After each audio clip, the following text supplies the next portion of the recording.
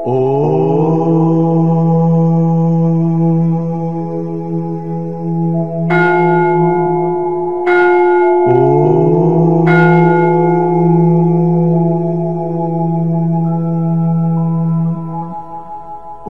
గారని ప్రశాంతి నిలయంలో ఉండేవారు అమ్మగారు.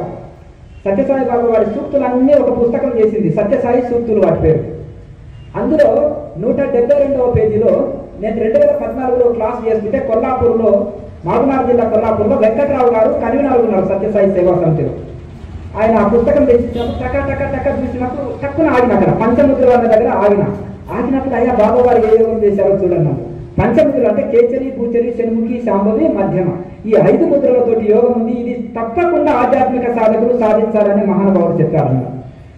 ఇది హఠయోగ ప్రదీపికలో ఉంది, యోగ శాస్త్రంలో ఉంది, పతంజలి మహర్షి చెప్పారు. అతి యోగం లేదు, అతి సిద్ధి సంపాదించడం, అంటే సంకల్ప సిద్ధితోటి ఇంత సేవ చేయలేము, అది సంకల్ప సిద్ధి అంటారు. నాకు దైవ అనుగ్రహం ఉందని నేను ఎలా తెలుసుకోవాలి స్వామికి అని చాలా మంది అంటారు. నీవు ఒక పని మనసులో అనుకుంటే అది నీకు సిద్ధిస్తే కొంత దైవ కృప నీ మీద ఉన్నట్టే. అర్థమైందా? ఉద్యోగమే రావాలనుకున్నావు, నాకు ఉద్యోగం కావాలని సంకల్పం పెట్టుకొని ధ్యానం చేస్తే నెలకో 6 నెలలకో నీకు ఆ ఉద్యోగం వచ్చింది అనుకో, దైవ కృప నీలో ప్రవేశిస్తుంది, నీ ధ్యానం పనిచేస్తుందని అర్థం. అలా ఇంకొకటి అప్పులు పోవాలని అనుకున్నాం అనుకోండి, అది పోయింది అనుకో, దైవ కృప మీలోన ఉన్నట్టు. అంటే దైవ కృప మన మీద ఉంది, ధ్యానంలో నేను కొంత సిద్ధి పొందినాను, దాన్నే సంకల్ప సిద్ధి అంటారు. మరి ఆ మహానుభావుడు ఇంత ఇప్పుడు ఒక చిన్న ఇంట్లో 4 కుటుంబాలు పోషించుకోలేక బీపీ, షుగర్లు, అప్పులు, బాధలు, మరి దేశంలో ఇంత సేవ చేసినట్టు సామాన్యమా? దాన్నే సంకల్ప సిద్ధి అంటారు. కనుక వారు షణ్ముఖి ముద్రలో 7 నిమిషాలు కుంభకం చేయమని చెప్పారు. ఎవరు? సత్యసాయి బాబు వారు ఆ పుస్తకంలో 7 నిమిషాలు. ఇక్కడ మేము క్రియాయోగంలో నేర్పించే దాన్ని ఏమంటారు? జ్యోతి ముద్ర అంటాం. 2 ఒకటే, షణ్ముఖి ముద్ర అన్న జ్యోతి ముద్ర అన్న ఒకటే. నవరంధ్రాలను లాక్ చేసి చేసేదాన్ని. వాము 1/2 నిమిషం వరకే ఊపిరి ఆడలేకపోతుంది. క్రియాయోగం చేసిన వాళ్ళకి అందరూ నవ్వుతున్నారు చాలా మంది. 7 నిమిషాలు ఏంటంటే 7 నిమిషాలు కుంభకం చేసిన ఆత్మజ్యోతి ప్రకాశాన్ని దర్శించి సాధకుడు ఎంతో నాగబిందు కళని అనుభవంలోకి తెచ్చుకొని శరీరాన్ని, ప్రపంచాన్ని మరిచి తన్మయత్వ స్థితిలో అందుకొని దైవ అనుభూతిని పొందగలుగుతారు. ఇది శాస్త్రంలో ఉంది, బాబా వారు అనుభవం చేసి చెప్పిన మాట. ఇది ఆయన ప్రాక్టికల్ గా మహానుభావుడు అనుభవం చేసి చెప్పిన మాట. ఇక్కడ కొన్ని వేల క్రియాయోగులు ఇది అనుభవం చేశారు. ఒక్కొక్కరు నెలకు 1 కిలో బరువు తగ్గిండ్రు. 2-3 వేల మందికి కేసరి ముద్ర వచ్చింది. వారికి వారం రోజులు భోజనం పెట్టకున్నా శరీరానికి ఏమీ కాదు, లో బీపీ రాదు, ఏమీ కాదు. దేని గొప్పతనం ఇది? కేసరి ముద్ర గొప్పతనం. ఆ కేసరి ముద్ర ఎట్లకెళ్ళి వస్తుంది? క్రియాయోగంలో వస్తుంది. ఇప్పుడు మీరు నేర్చుకోబోతున్నారు. అలాగే ఇందులో ఇంకా మీరు చాలా మంది అనేకమైన కాళ్ళ నొప్పులతో బాధపడుతున్నారు. కాల్షియం తక్కువ ఉండి ఎముకలు అరిగిపోయి రకరకాల బాధలతోటి నడుము నొప్పి, కాళ్ళ నొప్పి లేరు సహజంగా 90% అన్న ఉన్నారు ప్రపంచంలో. అంత ఎక్కువ బాధిస్తున్నాయి. నడుము నొప్పి, కాళ్ళ నొప్పి, కీళ్ళ నొప్పి, జాయింట్ పెయిన్స్ ఈ మహాముద్ర వేస్తేనే పోతాయి. ఈ జ్యోతి ముద్రని ఎన్లైటెన్ ముద్ర అంటారు. అంటే మనకు దైవ సాక్షాత్కారాన్ని ఇచ్చేది జ్యోతి ముద్ర. అందులో ఉంది చూడండి, జ్యోతి ముద్ర అంటే జ్యోతిని, ఆత్మ జ్యోతిని, దైవ జ్యోతిని దర్శనం చేసేది. అందుకనే దివి సూర్య సహస్రేషు అర్జునుడు అంటారు, ఓ కృష్ణ పరమాత్మ, దివి అంటే ఆకాశము, సహస్రేషు అంటే 1000 సూర్యుల కాంతిని నేను తట్టుకోలేకపోతున్నాను. అర్జునుడు కృష్ణ పరమాత్మ దయతోడు చూశాడు కాబట్టి తట్టుకోలేకపోయారు. ఇక్కడ ప్రతి సాధకుడు స్వయం కృషితోటి సాధన చేసి దర్శిస్తున్నాడు కాబట్టి భయం లేదు, తన్మయత్వం జరుగుతాడు. కనుక అక్కడ అట్టి 1 కోటి సూర్యుల ప్రకాశాన్ని, ఆత్మ ప్రకాశాన్ని ప్రతి సాధకుడు దర్శనం చేస్తారు. కొన్ని వేల మంది క్రియాయోగులు మా గోవిందాయపల్లి ఆశ్రమంలో క్లాసు చేసిన వాళ్ళు అనుభూతి చెందారు. 70 సంవత్సరాలు 80 సంవత్సరాల వాళ్ళు కూడా పద్మాసనంలో, సిద్ధాసనంలో 7, 8, 9, 10 గంటలు కూర్చున్నట్టు ఉన్నారు. కదలకుండా ఒక విగ్రహం వలె. ఒక వృద్ధులకు ఎలా సాధ్యమైందని? ఇంత లేటుగా ఆధ్యాత్మికంలోకి వచ్చినాం, ఏదో సాధించాలని ఒక కసితోటి, ఒక తపనతోటి మేము చెప్పిన యమ నియమాలు పాటిస్తూ, ఆహార నియమాలు పాటిస్తూ, ప్రాణాయామాభ్యాసాన్ని, ధ్యానాభ్యాసాన్ని, వైరాగ్యము, శరణాగతి, తపన, ఈ జన్మనే నేను తరలించాలని ఒక తపనతోటి సాధన చేసి వాళ్ళది ఆ సిద్ధి పొందారు. చాలా మంది ఉన్నారు. ఆ వృద్ధులు కూడా సాధించి కేసరి ముద్ర సాధింపజేసుకొని ఆసన సిద్ధి కలిగించుకొని సాధన చేస్తున్నారు. అంటే వయసు అడ్డు కాదు సాధనకి, ఫ్యామిలీ అడ్డు కాదు. చాలా మంది అనుకుంటారు అన్ని వదిలేసి అరణ్యానికి వెళ్ళాలని అనుకుంటారు. అరణ్యంలోకి వెళ్ళి సంసారాన్ని గుర్తు చేసుకుంటుంటే సంసారంలో ఉన్న వాళ్ళే. సంసారంలో ఉండి మనసును వశం చేసుకొని ధైర్యంలో లీనం చేసి వైరాగ్యంతో శరణాగతితోటి సాధన చేస్తే వాళ్ళు హిమాలయంలో ఉన్న వాళ్ళే, భగవంతుడికి దగ్గర ఉన్న వాళ్ళే, గురువు గారి ఆశ్రమంలో ఉన్న వాళ్ళే. అన్ని వదిలి ఆశ్రమం వెళ్ళినా 3 పూటలు తిని పడుకుంటే ఇంట్లో ఉన్న వాళ్ళే. ఇంట్లో ఉండి 3 పూటలు మంచిగా సాధన చేసుకుంటూ ఫ్యామిలీ బాధ్యత నెరవేరుస్తూ సాధన చేసుకుంటే వాళ్ళు ఆశ్రమంలో ఉన్నట్టే, కైలాసంలో ఉన్నట్టే. కనుక కైలాసం పోతే శివుడు మోక్షం ఏడు, వైకుంఠం పోతే విష్ణుమూర్తి ఏడు. సాధన చేసి మోక్షం పొందాలని ఒకటి కర్మచక్రాన్ని భగవంతుడు ఏర్పాటు చేశాడు. కనుక వీరందరూ కూడా ఈ విధంగా సాధన చేసి తరించండి. వయసు అడ్డు కాదు, స్త్రీలు పురుషులు ప్రతి ఒక్కరూ ఎవరైనా చేయదగింది. ఇందులో అన్నీ ఉంటాయి. ఇందులో ప్రాణాయామాభ్యాసం ఉంటుంది, మంత్రజపం ఉంటుంది, ధ్యానం ఉంటుంది, శరణాగతి. మామేకం శరణం వద్ద భగవద్గీత అంతా చెప్పి లాస్ట్ శ్లోకంలో కృష్ణ పరమాత్మ నన్ను ఒకరికి శరణాగతి పొందుము, నీకు అన్ని నేను అందిస్తానని కృష్ణ పరమాత్మ వాగ్దానం చేశారు. అటు శరణాగతితో అదే నిజమైన భక్తి, అదే నిజమైన భక్తి. కనుక ఆ భగవంతుడికి మనం సంపూర్ణ శరణాగతి అయ్యి చేసేది సాధన. కనుక ఇందులో మనము కాలవిక్రియ చక్ర ఈ ఒక యోగి ఆత్మకథ చదివిన వాళ్ళకి అందరికీ గుర్తే. ప్రణవానంద స్వామి రైల్వే ఆఫీసర్గా చేశాడు. ఒక గృహస్థాశ్రమం నుండి 2-3 శరీరాలతో వెళ్ళిపోయేవాడు. అదొక స్థితి. ఉన్న శరీరాన్ని చక్కగా పెట్టుకోలేకపోతున్నాం మనం. ఆయన 2-3 శరీరాలతో వెళ్ళిపోయేవాడు. కనుక రామగోపాల్ మంజుగారు గారు నిద్రని చేయించారు. ఒక్కరోజు రాత్రి నిద్రపోకపోతే మనము అవునా? మరి అటువంటిది ఆయన ఆ జీవితాంతం నిద్రని చేయించారు. ఎంత సాధ్యమైంది? క్రియాయుగంలో.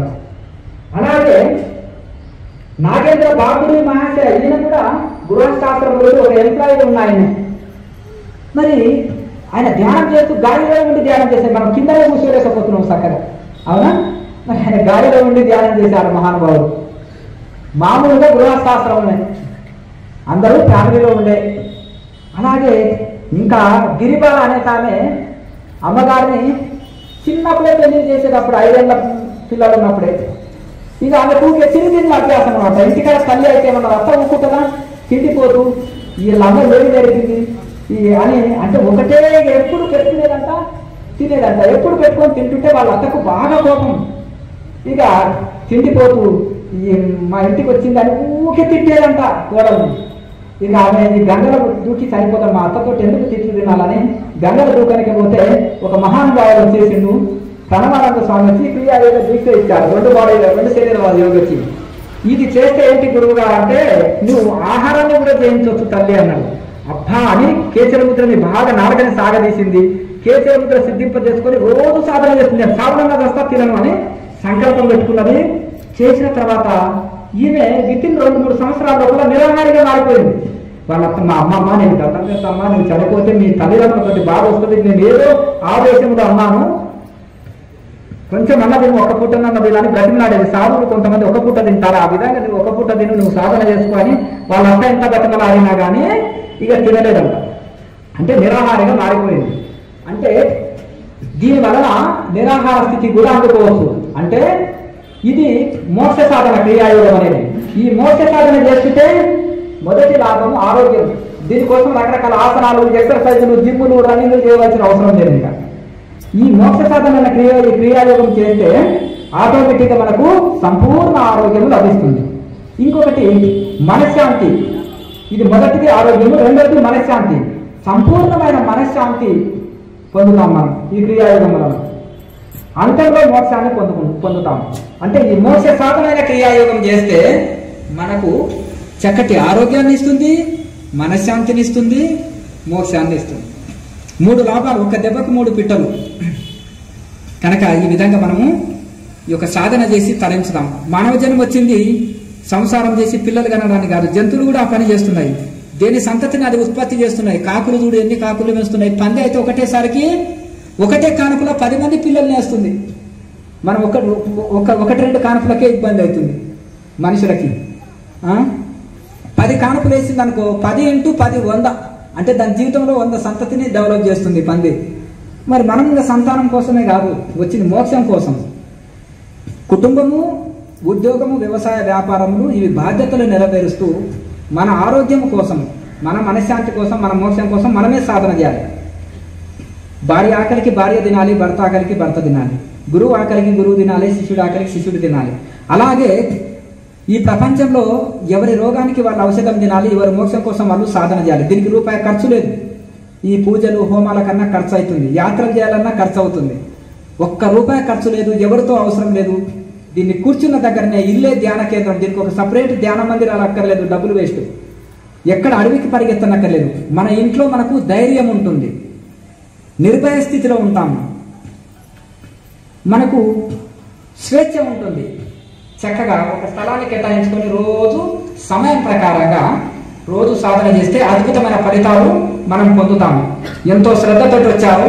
దీన్ని రోజు సాధన చేసి తరించండి. అందరూ కూడా మీరు 2 పూటల సాధన చేసి తరించండి, మోక్ష స్థితిని అందుకోండి, ఆరోగ్యం పొందండి, మనశ్శాంతి పొందండి, మోక్ష స్థితిని అందుకోండి. అదే మీరు మాకు ఇచ్చే దక్షిణ. లేనాదేనా బంధు పిరుబి ఆనంద్. కనుక ఈ క్రియాయోగంలో తాళవి క్రియ, చక్రస్మరణ, మహాముద్ర, నాభి క్రియ, ప్రాణాయామ, జ్యోతిముద్ర. ఈ క్రియాయోగం అనేది ఇంగ్లీష్లో చెప్తే ఫారినర్స్ ఎక్కువ వస్తారు. ఎందుకంటే ప్రపంచ దేశాల్లో పరమహంస యోగాన్ని అంతా అన్ని దేశాల్లో బ్రాంచులు చేశారు. కనుక ఈ విధంగా మనకు ప్రపంచ ఖ్యాతి పొందింది. ఇది చాలా ఈజీ మార్గం. ఈ తాళవ క్రియ అంటే నాలుక ఎక్సర్సైజ్ అనమాట. ఈ నాలుక ఎక్సర్సైజ్ చేస్తే నాలుక కొంచెం పొడుగవుతుంది. ఎవరన్నా బాగా మాట్లాడతారు అనుకోండి, ఈవిడ నాలుక పెద్దదండి, ఈమెను తట్టుకోలేము అంటారు. అంటే నాలుక పొడుగు ఉన్న వాళ్ళు మాటకారితనం ఉంటుంది, కవిత్వం వస్తుంది వాళ్ళకి. కనుక కేచర ముద్ర కూడా వస్తుంది. కనుక నాలుక పొడుగు చేసడం కోసమే ఈ కొంతమందికి నాలుక పొడుగు ఉన్న వాళ్ళకు తొందరగా కేచర్ వస్తుంది. నాలుక చిన్నగా ఉన్న వాళ్ళు దీన్ని కొంచెం నాలుక ఎక్సర్సైజులు చేస్తే 1 ఇంచు పెరగాలి, ఇప్పుడు ఆటోమేటిక్గా పూర్ణ కేచర్ వస్తుంది. ఆ కేచర ముద్ర లాభం ఏంటంటే ఆకలి దప్పులు కంట్రోల్ అవుతాయి, శ్వాస కంట్రోల్ అవుతుంది. శ్వాస వశమైతే మనసు వశమవుతుంది, మనసు వశమైతే సర్వం వశమవుతుంది. వెహికల్ని కంట్రోల్ చేయాలంటే మనకు దేనితోటి కంట్రోల్ చేస్తారు చెప్పండి? బ్రేకులేనా? అంటే క్లచ్ ఏం కదా, బ్రేకులతోటి వెహికల్ని కంట్రోల్ చేస్తారు కదా. మరి మనసుని ఎట్లా కంట్రోల్ చేస్తారు? శ్వాసతోటి. ఆ శ్వాస ఎట్లా కంట్రోల్ అవుతుంది? ధ్యానంతో కాదు, ప్రాణాయామతోటి. అర్థమైందా? ధ్యానం అనేది శ్వాస నిలిస్తే మనసు నిలుస్తుంది, మనసు నిలిస్తే ధ్యానం కుదురుతుంది. ఆ ధ్యానానికి యోగం సహాయకారి. ధ్యాన యోగము, జ్ఞాన యోగము, భక్తి యోగము. భక్తికి యోగం కలవాలి, ధ్యానానికి యోగం కలవాలి, జ్ఞానానికి యోగం కలవాలి. ఆ యోగం కలిస్తేనే పరిపూర్ణం. మీరు ధ్యానం చాలా గొప్పది. ధ్యానంతో కైవల్య స్థితి అందుకుంటాము. ధ్యానం మోక్షాన్ని ఇస్తుంది. కానీ ఆ ధ్యానం కుదరాలంటే యోగం ఉండాలి. యోగం అంటే ఆసనాలు కాదు, ప్రాణాయామ అభ్యాసం. వెహికల్ని బ్రేకులతోటి కంట్రోల్ చేస్తాము, శ్వాసని ప్రాణాయామతోటి కంట్రోల్ చేస్తాము. శ్వాస కంట్రోల్ అయినప్పుడు ధ్యానం చక్కగా కుదురుతుంది, డీప్ మెడిటేషన్ కుదురుతుంది. రైట్ మెడిటేషన్ చేస్తే రైట్ ఫలితం పొందుతాం. ఏకాగ్రతతోటి మనం ఎగ్జామ్ రాసినాం అనుకోండి, ఏకాగ్రతతో రాస్తే ఏమవుతుంది? పర్ఫెక్ట్ రాస్తాము, మంచి ర్యాంకు సంపాదించుకుంటాం. బాగా ఆలోచనతోటి టెన్షన్ తోటి రాస్తే, అస్తవ్యస్తంగా రాస్తే పర్ఫెక్ట్ రాయలేము ఎగ్జామ్ని. ఇంకొకటి, పక్క వాళ్ళ హాల్ టికెట్ నెంబర్ వేశారనుకో, మార్కులన్నీ వాళ్ళకి వెళ్ళిపోతాయి. అంతేనా? అలాగే మనము ఏదైనా ఏకాగ్రతతో వంట చేశారనుకో చాలా చక్కగా చేయగలుగుతారు. బాగా బాధల్లో దుఃఖంలో తిట్టుకుంటా వంట చేశారనుకోండి, ఆ రోజు వంట చక్కగా కుదరదు. అలాగే మనం డ్రైవింగ్ కూడా టెన్షన్ తోటి చేసినాం అనుకోండి, ఆ రోజు మనం ఇంటికి పోతామని గ్యారంటీ కూడా లేదు. కనుక మనం చక్కగా నడిపినా పక్కవాడు చక్కగా నడపాలి. ఇప్పుడు డ్రైవింగ్ నేను బాగా నడుపుతున్నాను మీరు అనుకుంటారు, పక్కవాడు చక్కగా నడిపితే మనం ఇంటికి చక్కగా చేరుకుంటాం. కనుక వాళ్ళ మీద కూడా ఆధారపడి ఉంటుంది మన జీవితం. వాళ్ళు మనం చక్కగా వెళ్తేనే వాళ్ళు ఇంటికి చక్కగా చేరుకుంటారు, మనం ఇంటికి చక్కగా చేరుకుంటాం. అలాగే ఇక్కడ కూడా ఏకాగ్రతతో ఏది చేసినా పర్ఫెక్ట్ ఉంటుంది. వివేకానందుడు విదేశాలు వెళ్ళినప్పుడు ఒక పుస్తకం అడిగితే 8 గంటలు లైబ్రరీ మీద పట్టింది వెతకడానికి. ఆయన 5 నిమిషాలు చూసి వెళ్ళిపోతుంటే, ఏంటంటే మీరు టైంపాస్కి వచ్చారా, చదవాలి, చదివేళ్ళు అడుగు అంటారు. అంటే నేను చదవలేదన్నా మీ డౌట్, ఏ చాప్టర్లో ఏ పేజీలో ఏముందో అడగండి అంటే, ఆ 1000 పేజీల పుస్తకంలో తిప్పి అడిగితే మొత్తం చెప్పాడు. నమస్కారం పెట్టి పంపించారని. అంటే అట్టి మెమరీ పవర్ ఎట్లా వచ్చింది ఆ మహానుభావుడికి? యోగం. ఆయన రాజయోగం మెడిటేషన్ అంటారు. రాజయోగం అంటే ఏంటిది? అన్ని యోగాల్లో రాజు ఎవరు? ఆ రాజు ప్రాణాయామం. ప్రాణాయామకు ఒక పేరు ఉంటుంది, రాజయోగం. అటయోగ ప్రదీప్గా చూడండి, రాజయోగం అంటే ఏంటిది? ప్రాణాయామం. అన్ని యోగాల కంటే ఈ మనసు నిలిపేది ఇది. ఇప్పుడు ఆసనాలు వేసి మనకు శరీరం కొంత కంట్రోల్ చేస్తుంది, కానీ మనసుని కంట్రోల్ చేయదు. అదే ప్రాణాయామ మనసుని కంట్రోల్ చేస్తుంది. మనకందరికీ తెలుసు, ఏమైనా ఊరికే కాల్స్ డిస్టర్బెన్స్ కాల్స్ వస్తే ఏం చేస్తారు? స్విచ్ ఆఫ్ చేసి పెడతారు కదా. మరి ఈ యొక్క మనసుని స్విచ్ ఆఫ్ చేసేది నేర్చుకోవాలి, అంతేనా? కనుక ఈ చెవుల్ని కూడా స్విచ్ ఆఫ్ చేసుకోవాలి మనం ధ్యానం చేసేటప్పుడు. కనుక ఈ విధంగా మనకు ధ్యానంలో డీప్గా వెళ్ళినప్పుడు ఎలాంటి శబ్దాలు వినిపించవు, అంత మన ఏకాగ్రత మన మనసు అందుకుంటుంది. కనుక ఆ వివేకానందుడికి ఆ ఏకాగ్రత ఎందుకు వచ్చిందంటే ఈ ప్రాణాయామంతో. ఆయన ఒకసారి ధ్యానం చేస్తుంటే ఇతను మతం మాట్లాడడానికి వచ్చిందని కాల్చడానికి వస్తే కూడా ఆయన ఆడ బుల్లెట్లు పక్కకి వెళ్ళిపోయేది. అంతే, ఆయనకు ధ్యాస లేదు, అంటే శరీరంలో లీనమైపోయేది ధ్యానంలో. ధ్యానం నేర్పుతూ ధ్యానం స్థితికి అందుకున్నాడు. కనుక అట్టి ఏకాగ్రత మనకు ఈ యొక్క యోగం మనకి ఇస్తుంది. కనుక ఈ ప్రాణాయామం లేని ధ్యానం ఎటువంటిదంటే మనకు రూపం ఆకారంలో పురుషుల్లాగానే ఉంటాడు, లోపల మసాలా ఉంటాడు. అర్థమైంది కదా? ఇప్పుడు నపుంసకుడితోటి సంతానోత్పత్తి జరగదు, అలాగే ప్రాణాయామం లేని ధ్యానం కుదరదు. ఉప్పు లేని పప్పు కుదురుతుందా చెప్పండి? నేను చాలా బాగా చేసినానండి, మీరు పేరు పెడుతున్నారంటే నువ్వు ఒకసారి టేస్ట్ చూడు. నువ్వు మీ అమ్మతోటి ఫోన్ మాట్లాడుతూ ఉప్పు మర్చిపోయినావు, చూడు నీవే చూడు టేస్ట్ అంటాడు, అంతేనా? అట్లా ఉప్పు లేని పప్పు రుచించదు. అలాగే ఈ యొక్క ప్రాణాయామం లేనిది ధ్యానము కుదరదు, బ్రహ్మదేవుడికైనా కుదరదు. యోగులు ఉట్టిగా అయితే బ్రహ్మదేవుడి సృష్టిలో ఈ జీవుల మనసుని అంతర్ముఖం చేసి పుట్టించాడు. పుట్టించిన తర్వాత సనక సనందనులు అందరు యోగులుగా మారిపోయారు. అయ్యో నా సృష్టి సాగుతలేదేంది అని చూశాడు. లోపం తెలుసుకున్నాడు. ప్రజాపతిని సృష్టించి నువ్వు ప్రజలను ఉత్పత్తి చేయమన్నాడు. అప్పుడు ఏం చేయాలంటే మనసుని బహిర్ముఖం చేసి పుట్టించాడు. ఇంద్రియాలు అంటే మనసు వద్దన్న పనే చేస్తుంటది. చిన్నపిల్లవాడు ఇలా వద్దన్నదే చేస్తుంటాడు చిన్నపిల్లవాడు. కనుక ఈ మనసుని వద్దనే పనే చేస్తుంది కాబట్టి మరి ఎలా ఇది బహిర్ముఖం అయితే భగవంతుని ఎట్లా తెలుసుకోవాలి? మరి అప్పుడు ఏం చేశారంటే దానికి ఒక యోగం అనే టెక్నిక్ కూడా ఇచ్చాడు. భూమండలంలో ప్రతి సమస్యకు ఒక పరిష్కారం ఉంటుంది. కరోనా కూడా వ్యాక్సిన్ తీసుకొచ్చారు. కనుక ఏ దానికైనా సమస్యకు పరిష్కారం ఉంటుంది. ఈ మనసు నిలపనికి కూడా ఈ యోగ మార్గం అనేది ఈ పరిష్కారాన్ని అందించాడు. నిజంగా తెలుసుకోవాలనుకున్న వాళ్ళు ఈ యోగం ద్వారా ధ్యానం ద్వారా తనను తెలుసుకోవచ్చు, తనను సృష్టించిన పరమాత్మను తెలుసుకోవచ్చు, మోక్షాన్ని అందుకోవచ్చు, జన్మ లేకుండా జన్మరాహిత్యం చేసుకోవచ్చు. ఇది కూడా మనకు అందించారు. కనుక అందరూ ఋషులు అవుతున్నారని ఏం చేశారంటే బహిర్ముఖం ఇంద్రియాలు చేసి పెట్టారు. మళ్ళీ ఇది అంతర్ముఖం చేసుకొనికే వేదంలో యోగ శాస్త్రాన్ని కూడా మనకు అందించారు. షడంగాది వేదో ముఖే శాస్త్ర విద్య అంటే 6 అంగాలతో కూడుకున్నది వేదము. అందులో యోగం అనేది కూడా ఒకటి అంగం.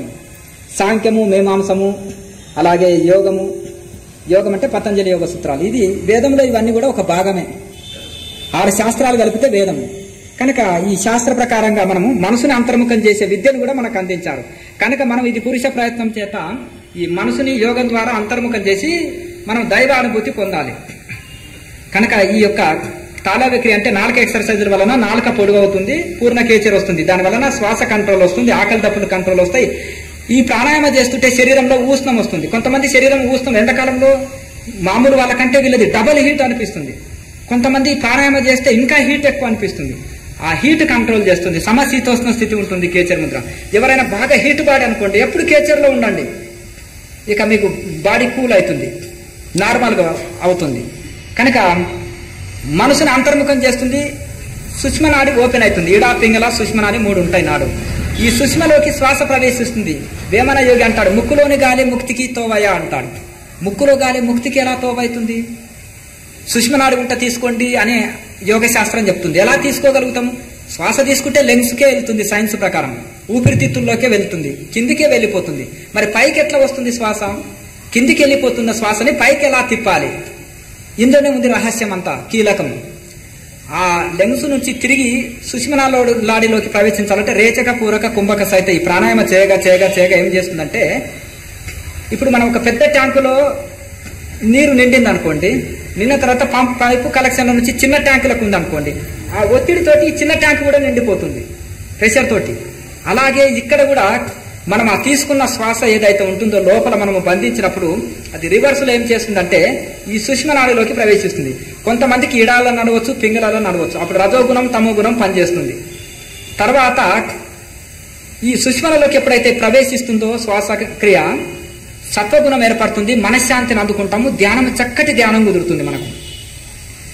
కనుక ప్రాణాయామ అభ్యాసం బాగా చేయగా చేయగా సుష్మ నాడి ఓపెన్ అవుతుంది. అప్పుడు మనకు చక్కటి ధ్యానం కుదురుతుంది.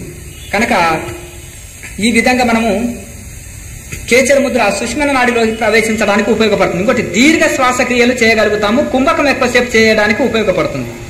తర్వాత తాళవ్య క్రియ తర్వాత చక్రస్మరణ, చక్రాలని యాక్టివేట్ కోసము కింది నుంచి పైకి, పై నుంచి కిందికి మనము ఈ యొక్క చక్రాల యాక్టివేట్ కోసం చేసేదే చక్రస్మరణ.